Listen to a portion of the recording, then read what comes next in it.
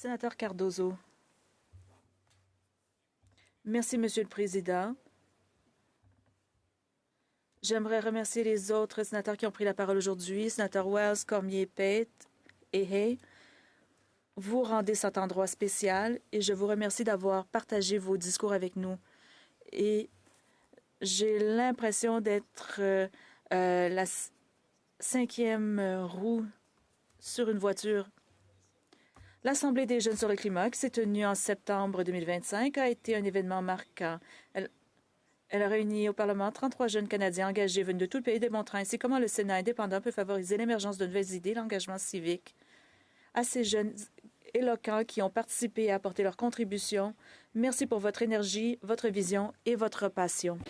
Également, je tiens à remercier la sénatrice Mary Coyle, non seulement pour avoir lancé cette interpellation essentielle sur l'Assemblée canadienne de la jeunesse sur le climat et son rapport final, mais aussi pour son leadership visionnaire en tant que coprésidente des sénateurs pour des solutions climatiques. Sénatrice Coyle, votre capacité à faire entrer énergie et la voix de la prochaine génération au cœur de notre processus parlementaire est d'une importance capitale. I also want to recognize... Je tiens aussi à reconnaître les sénateurs Kutcher, Quinn, entre autres, qui ont précédemment occupé la coprésidence, ainsi que le sénatrice Mowgli, qui a déjà pris la relève à ce poste. Je réfléchissais au rapport de l'Assemblée et à la tâche qui nous attend, et c'est dans cet esprit que je voudrais soulever 3 points. Dans le premier temps, il faut être franc quant à l'ampleur du défi climatique. Même si les émissions mondiales cessaient aujourd'hui, séance tenante, on se retrouverait quand même face à une planète dont la température moyenne aurait augmenté de 1,5 degré par rapport à la moyenne pré-industrielle. Les émissions et les émissions ne vont pas s'arrêter aujourd'hui. Les choix que nous faisons aujourd'hui peuvent modifier considérablement l'issue, mais quoi que nous fassions, les jeunes Canadiens et Canadiennes vivront sur une planète bien plus chaude que celle à laquelle l'humanité a été habituée jusqu'à présent. Certain réchauffement est désormais inévitable. Notre défi consiste à déterminer dans quelle mesure nous pouvons en réduire l'impact, limiter les dégâts et nous adapter à notre nouvel environnement. Chaque fraction de degré compte dans cette bataille. Ensuite, nous devons aussi nous engager à investir les sommes nécessaires pour relever ce défi. C'était une conclusion de l'Assemblée. Pour ce faire, nous devrons peut-être consacrer environ 5 % de notre PIB chaque année. It's about 125 billion in today's money. En dollars actuels, ça représente environ 125 milliards de dollars. Et il faut le faire de manière constante, il faut le faire sur une base annuelle.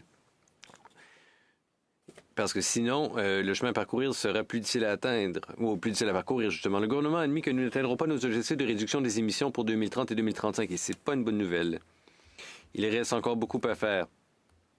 Mais, heureusement, ce que nous devons faire, ce qu'il nous incombe, est encore à notre portée, je pense.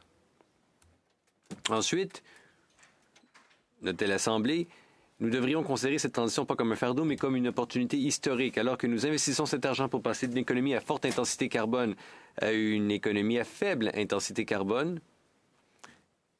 L'électrification, les transports publics, la rénovation et d'autres infrastructures et adaptations en vue d'un avenir durable devrait se faire, et il faut le faire en cherchant à résoudre d'autres problèmes simultanément. Il faut développer l'énergie propre. L'une des recommandations de l'Assemblée des jeunes pour le climat, c'est d'encourager la création d'emplois durables et décents, y compris des initiatives précises destinées aux jeunes gens.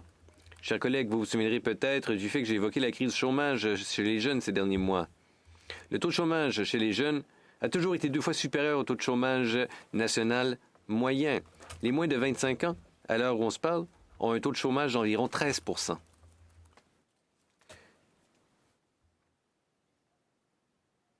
Nous avons l'occasion de créer pour les jeunes des emplois bien rémunérés, des emplois de qualité, des emplois qui permettront aux jeunes d'acquérir les compétences et l'expérience indispensables dont ils ont besoin pour se construire une carrière durable.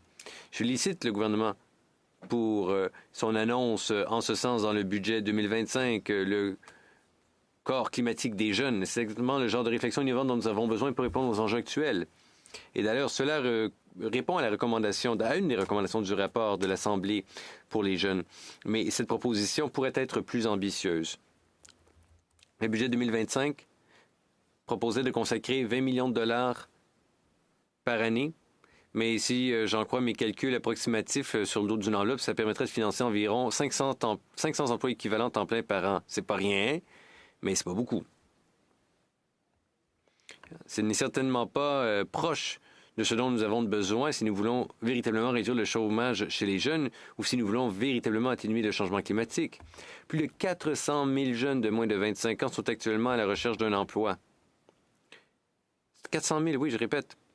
Il y en a près d'1 million de jeunes de moins de 29 ans qui ne sont ni aux études, ni au travail, ni en formation. Voilà un potentiel inexploité. Un potentiel inexploité pour la société, pour notre pays. Nous pourrions former ces jeunes à toutes sortes de tâches utiles, surtout pour atténuer les conséquences des changements climatiques.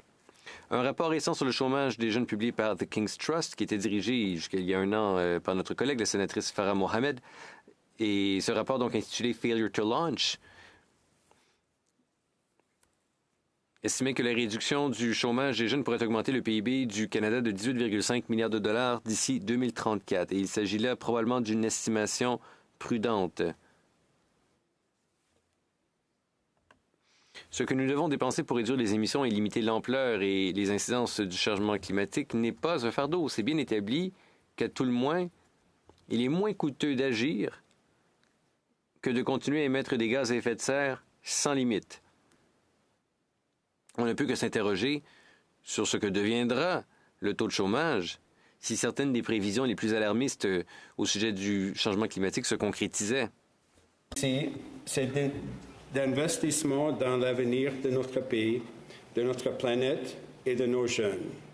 Nous pouvons choisir non seulement un Canada habitable, mais de le faire d'une manière qui leur offre des possibilités, des compétences qui stimulent notre économie, créent de la richesse et bâtissent la main-d'œuvre de demain. The Youth Climate Assembly help... L'Assemblée des jeunes pour le climat nous rappelle que les changements climatiques représentent un grand changement dont doivent tenir compte les décideurs en matière de politique. Mais tout n'est pas sombre pour autant. Il y a là des opportunités pour transformer notre économie. Il faut les saisir, ces opportunités, avec enthousiasme. Nous devons suivre leur exemple parce qu'après tout, ce sera leur planète bien plus longtemps que la nôtre. Merci.